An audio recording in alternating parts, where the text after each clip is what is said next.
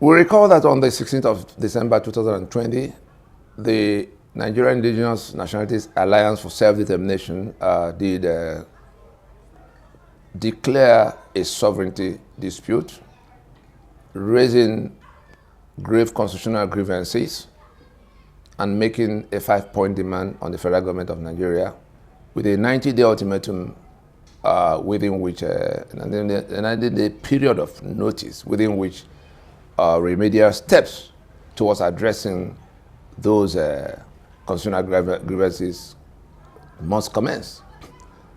90 days passed, the federal government didn't turn up for any discussion other than little murmurs in the background and some frantic movement towards the National Assembly for amendments.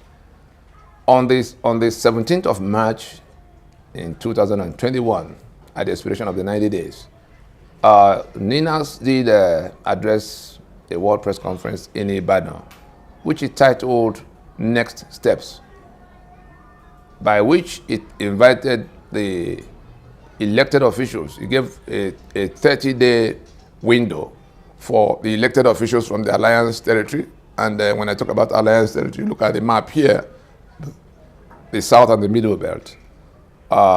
Since the demands were addressed to the federal government, and those elected officials from the Alliance territory might be, they will be on the first line of, will take the first hit should the next steps indicated in the proclamation itself be activated. That is reconsideration of allegiance to the 1999 to the disputed 1999 Constitution, because the whole dispute is all about we not making the 1999 Constitution, therefore we not being in a union, in that union defined by that 1999 Constitution. That's what it really boils down to. Our federation has become, our union has become a fraud against us as long as it's that 1999 Constitution that defines it, along with all institutions.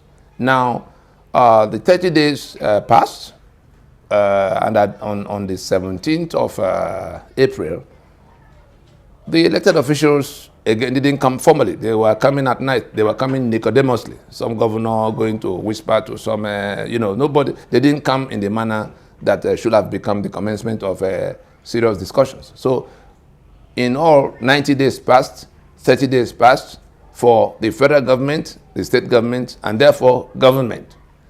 On the 17th of April, NINAS again went out to address the global community to activate a period of 120 days of consultation with the owners of the sovereignty, with the people of Nigeria. And when we talk about peoples of Nigeria, we're talking about the various interest segments, stakeholder segments across society and the international community.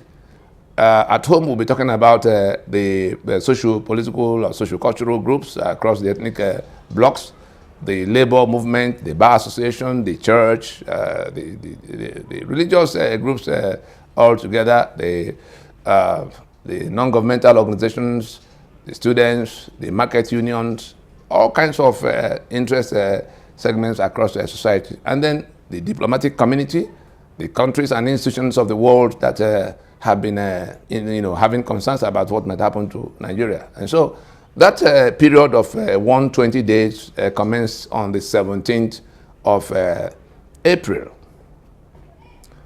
And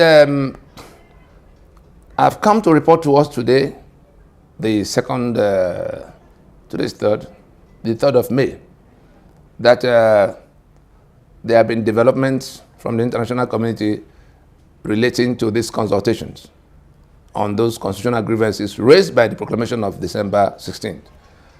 In the period, in the last 1 week, between the 28th and 30th of April in 2021, the global, the powers that be, the global powers that be that have been anxious about developments in Nigeria have come forward with their preliminary assessment of our propositions.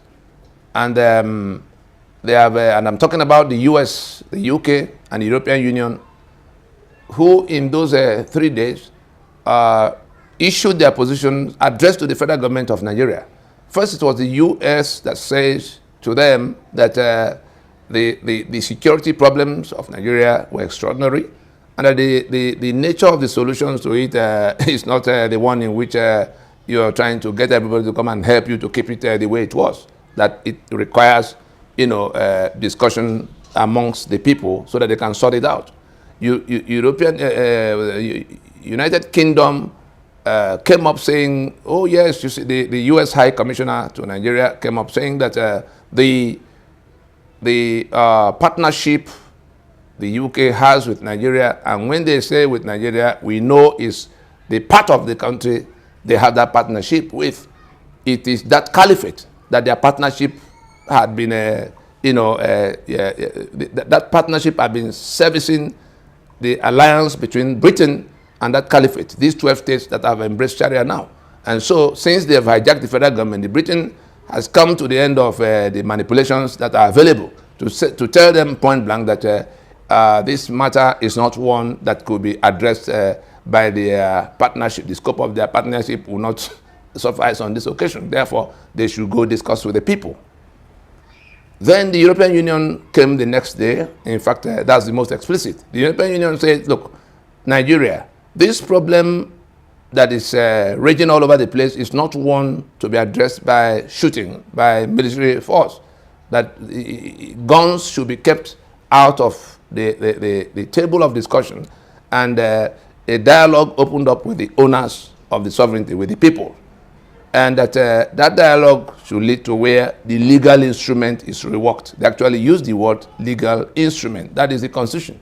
And if you put all of it together, you discover that the global powers have told Nigeria in very clear terms that time is now to go discuss with the owners of the sovereignty that is now called Nigeria, and to work out constitutions that will work.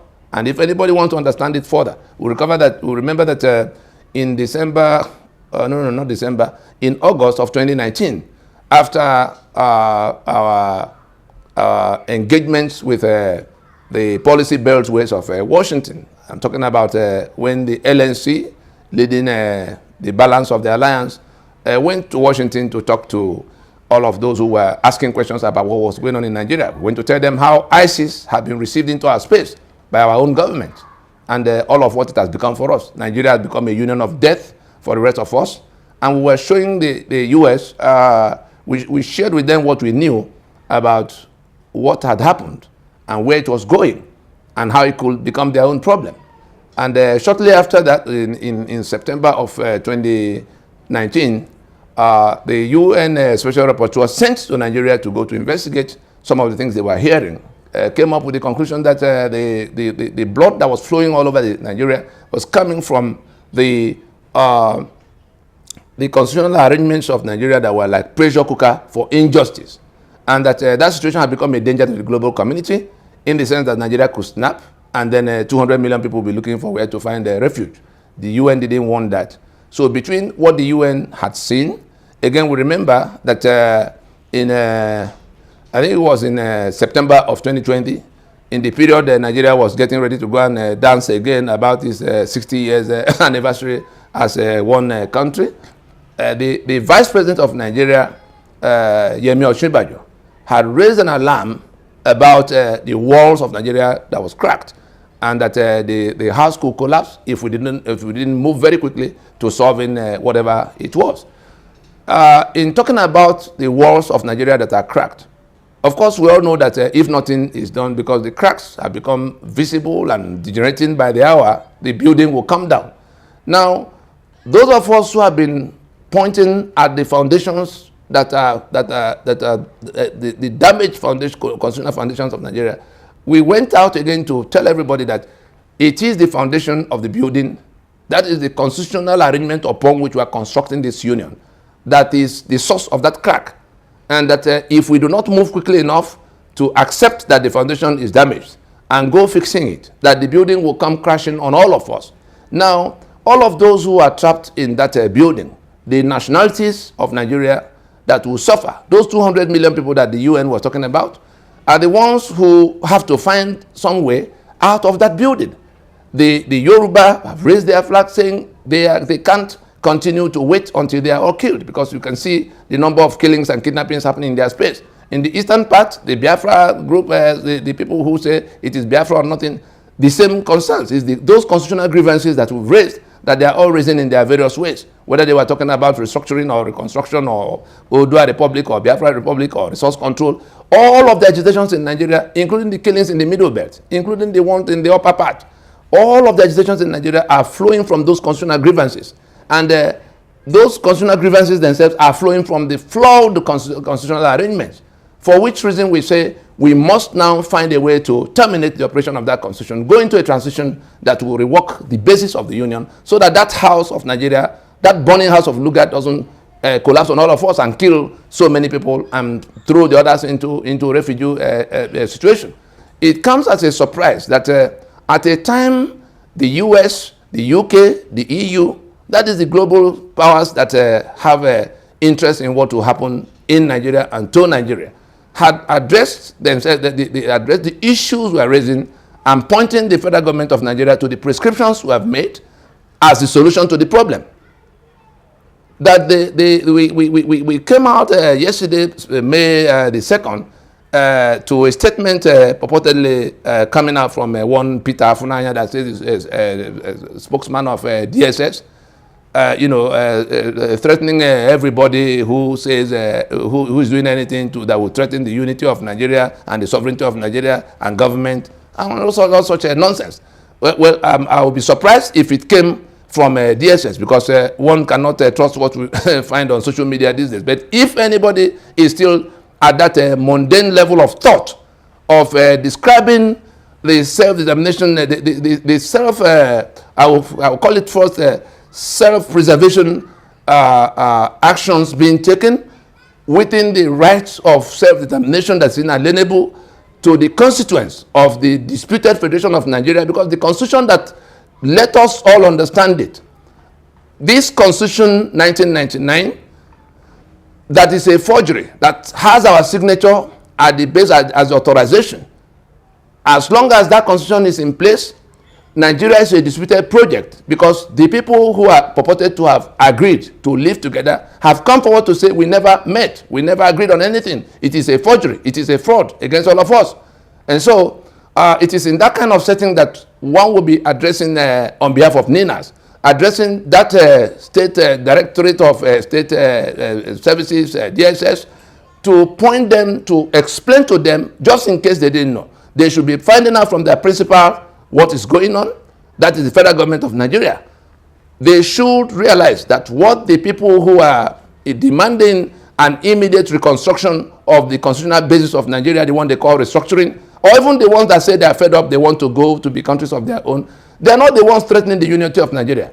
The people that are threatening the unity of Nigeria, that are pushing Nigeria towards disintegration in the manner that the Vice President had warned about in September of 2020, are the ones who are holding on to that forgery of a constitution to say we cannot, that Nigeria is non-negotiable and not indivisible and all of that. They are the ones who are refusing to come forward for that imperative of reconstruction for a house that is on the verge of collapse.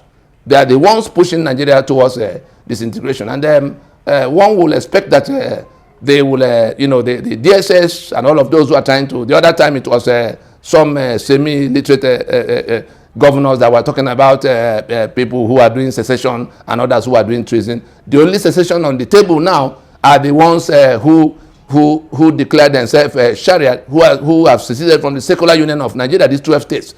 The only treason on the table now are the ones who are clinging onto the constitution that's a forgery, against the rest of us. What they are doing, the National Assembly and all the institutions created by that constitution are together. The National Assembly, that is a product of that fraud, that is refusing to listen, is committing treason against us. All the institutions created by that constitution are also in dispute. The Nigerian army, that is now like the federal government, exclusive preserve, under the exclusive control of one segment of the country, they are all in controversy. The Nigerian police, the DSS itself, the customs, the immigration, All those, we look at this map. What Ninas is saying is that we are in a federation. We are either in that federation or we are not in that federation. The constitution on the table now destroys that federation. That project is no longer our own until that constitution becomes our own by we going to sit down to decide first to be in union and then to write out the terms of being in that union. Those two items must be done before it becomes our project. Until then, all the institutions created by that constitution are not our institutions. Let it be made clear so that the DSS that is threatening should realize that they are telling people who are trapped in that house that's about to collapse, you know, who are trying to save themselves from death. You sit and you come to that situation to compound it by telling them you are going to bring hell to fall down on earth because they're trying to save themselves. Somebody should go to enlighten himself concerning the matter. Time is running. We don't know when it will snap. We don't want it to snap, and that's why we're shouting out to everybody to know what exactly the problem is and what we need to be doing. The European Union, the US, the UK have pointed the government of Nigeria to what the solution should be. And that proclamation of December 16 has everything that the country can use to solve this problem now and avoid the bloodbath and the refugee crisis that might come.